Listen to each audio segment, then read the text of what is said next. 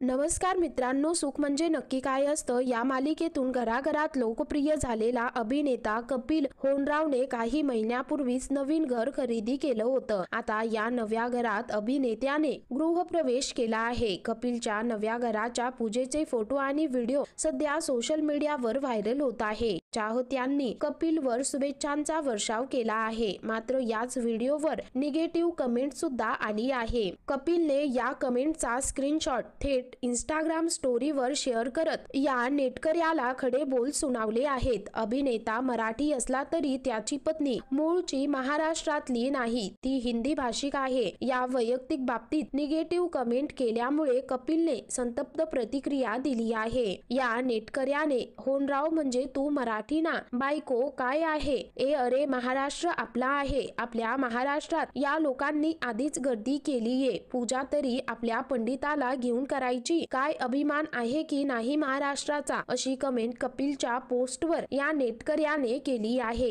यावर अभिनेत्याने स्पष्ट शब्दात उत्तर देत या ट्रोलरला खडे बोल सुनावले आहेत। अभिनेता म्हणाला, काय करायचं या लोकांचं, यांना महाराष्ट्र नीट लिहिता येत नाही, लवकर बरा हो। कलाकारांना सतत ट्रोल केलं जात आहे, या ट्रोलिंगने अतिशय वाईट पातळी गाठली आहे, असं कपिलने या निगेटिव्ह कमेंट्सचा फोटो शेअर करत म्हटलं आहे।